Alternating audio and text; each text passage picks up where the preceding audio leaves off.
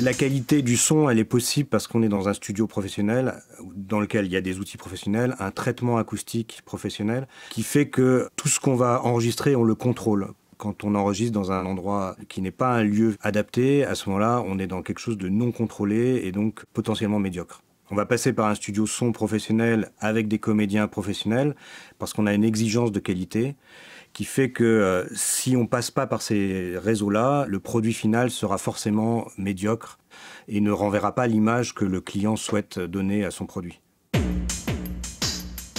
Moi, j'ai coutume de dire qu'il y a autant de sons que d'ingénieurs du son, c'est quelque part, dans le sens où on a chacun une sensibilité propre qui fait qu'on va aborder le son de telle ou telle manière. J'ai des bons copains avec qui je m'entends très bien, mais je travaille pas du tout comme eux, et c'est pas pour ça que c'est moins bien. C'est comme entre deux peintres, ils auront les mêmes couleurs, mais ils peindront différemment.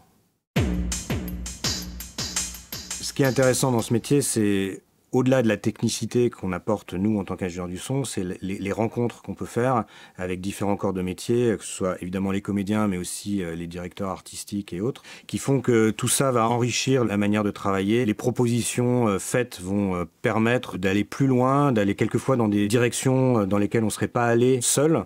Et ça, c'est très très riche en fait. L'ingénieur du son, au-delà de sa responsabilité artistique de faire une belle prise de son, il a aussi une responsabilité technique vis-à-vis des supports vers lesquels va être dirigé le produit final, à savoir télé, DVD, cinéma, web. Tous ces formats ont besoin d'être respectés parce qu'ils sont contrôlés et c'est hautement technique et ça ne peut pas s'improviser en fait.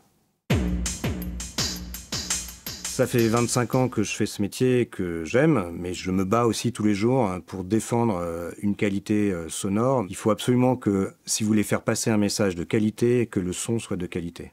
Un son de mauvaise qualité, ça va vous déranger, ça va vous empêcher de vous concentrer sur le contenu parce que vous serez parasité, c'est le cas de le dire justement, par des parasites sonores. Donc il est primordial de ne jamais faire l'impasse sur une belle prise de son parce que c'est essentiel pour le contenu et pour le message que vous voulez faire passer.